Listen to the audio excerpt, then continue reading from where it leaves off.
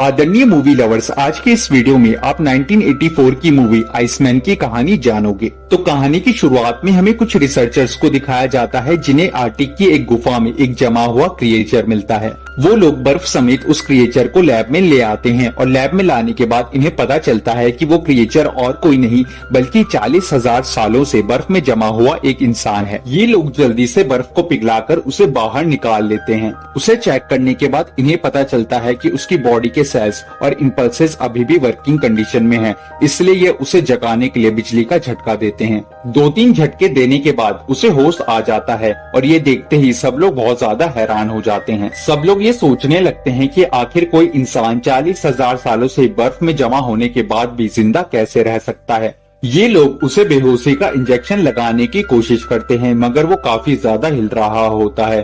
तभी स्टैनली समझ जाता है कि वो इनका मास्क देखकर डर रहा है, इसलिए जैसे ही स्टैनली अपना मास्क हटाता है वैसे ही वो उसे देखकर शांत हो जाता है। उसे अब लगने लगता है कि वो इंसानों के बीच में ही रह रहा है। फिर उसके शांत होते ही ये लोग उसे इंजेक्शन लगाकर बेहोश कर देते हैं। यहाँ पर सभी साइंटिस्ट बहुत ज्यादा खुश होते हैं क्योंकि ये एक बहुत बड़ी खोज है। यहाँ पर डॉक्टर डियाना भी होती है जो कि ये कहती है कि हम उसके डीएनए के साथ एक्सपेरिमेंट करके ये पता लगा सकते हैं कि आखिर वो इतने सालों तक जिंदा कैसे रहा।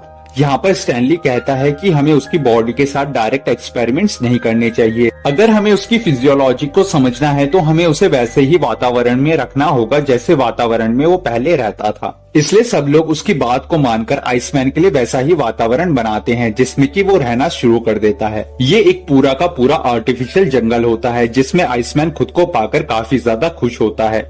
एक दिन जब वो तालाब में मछली पकड़ रहा होता है तभी उसकी नजर पानी के पाइप पर पड़ती है जिसे वो सांप समझ लेता है। जब वो उसे फॉलो करता है तब वो एक दरवाजे तक पहुंचता है। वो उस दरवाजे को झटके से तोड़ देता है जिसके बाद उसे वहाँ के सारे कर्मचारी नजर आते हैं। वो उन्हें देखते ही डर जाता है और समझ जाता है कि उसके साथ धोखा हुआ है। वो अब जोर जोर से चिल्लाना शुरू कर देता है जिसके बाद उसे बेहोश करके वापस लैब में ले जाया जाता है। ये लोग अब उस पर फिजिकली एक्सपेरिमेंट करने का फैसला करते हैं, मगर तभी वहाँ पर स्टैनली आकर इन्हें रोक लेता है।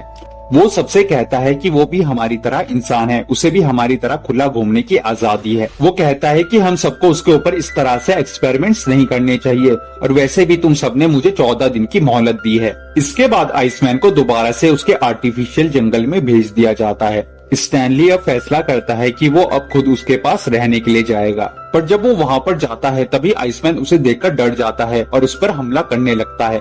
स्टैनली को ध्यान से देखने के बाद आइसमैन को समझ में आता है कि वो भी उसकी तरह एक इंसान है, इसीलिए वो उसे थोड़ी देर में छोड़ देता है क्योंकि वो उसे बिल्कुल भी खतरनाक नहीं लगता।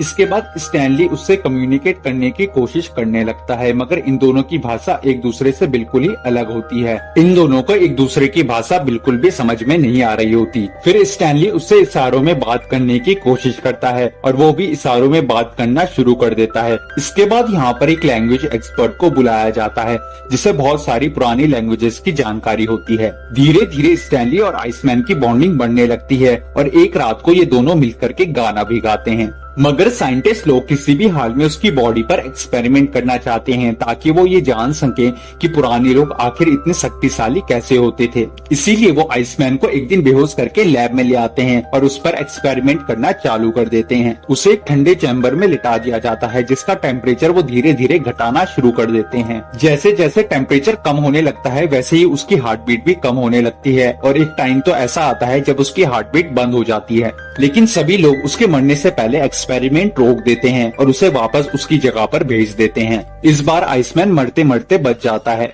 अब स्टैनली डॉक्टर डियाना को भी उसके पास जाकर उससे मिलने के लिए कहता है। इन तीनों की आपस में अच्छी खासी दोस्ती हो जाती है। एक दिन वो आइसमैन इन दोनों को एक पक्षी का चित्र बना के दिखाता है और ठीक वैसे ही पक्षी का चित्र उसके शरीर पर भी होता है। अगले दिन आइसमैन इन दोनों को एक लड़की और 2 छोटे बच्चों का चित्र बना के दिखाता है जिससे ये दोनों समझ जाते हैं कि ये आइसमैन का परिवार था। तभी वहाँ पर हेलीकॉप्टर आ जाता है जिसे देखकर आइसमैन बहुत ज्यादा एक्साइटेड हो जाता है और उसे देखकर उछलने लगता है। वो हेलीकॉप्टर को देखकर बार बार भीड़ा भीड़ा बोल रहा होता है। उसे देखकर ऐसा लग रहा होता है जैसे वो किसी की प्रार्थना कर रहा है। इस बात का मतलब जानने के लिए स्टैनली वहाँ के लोकल लोगों के पास जाता है और उनसे इसका मतलब पूछता है। वो लोग स्टैनली को बताते हैं कि भीड़ा एक मिथिकल बर्ड है जो कि आपके कर्मों के अनुसार आपको स्वर्ग या नर्क ले जाती है। इसके बाद स्टैनली समझ जाता है कि आइसमैन हेलीकॉप्टर को वही मिथिकल बर्ड समझ रहा है। वो ये भी समझ जाता है कि आइसमैन बहुत ज्यादा स्पिरिचुअल रहा होगा और जब आइस एज की शुरुआत हुई तब उसके लोग धीरे धीरे मरने लगे,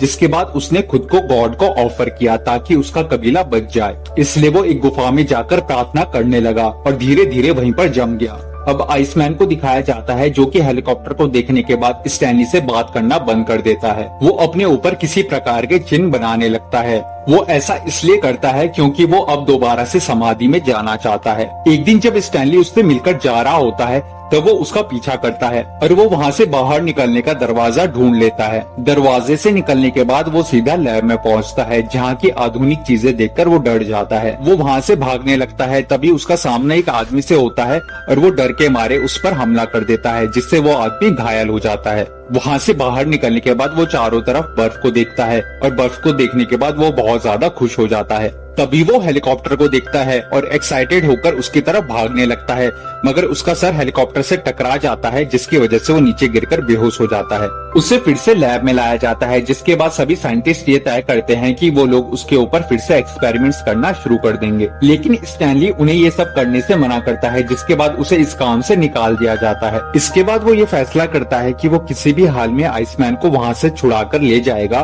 और उसे उसके असली वातावरण में छोड़ देगा और वो उसे छुड़ाने में कामयाब हो जाता है। लेकिन जैसे ही ये बात सबको पता लगती है वैसे ही वो इन दोनों को पकड़ने के लिए इनके पीछे हेलीकॉप्टर भेज देते हैं। हेलीकॉप्टर को देखते ही आइसमैन स्टैनली का हाथ छोड़कर उसकी तरफ भागने लगता है। स्टैनली उसे रोकने के लिए उसके पीछे भाग रहा होता है, लेकिन तभी बीच से जमीन फट जाती है। अब वो आइसमैन उस हेलीकॉप्टर तक पहुंच जाता है और जैसे ही आइसमैन उसे पकड़ता है वैसे ही हेलीकॉप्टर उसे लेकर उड़ जाता है। पायलट उसे अंदर खींचने की कोशिश करते हैं मगर वो अंदर नहीं जाता, वो बस उस पर खुशी खुशी लटका होता है। वो अभी भी हेलीकॉप्टर को मिथिकल बर्ड समझ रहा होता है।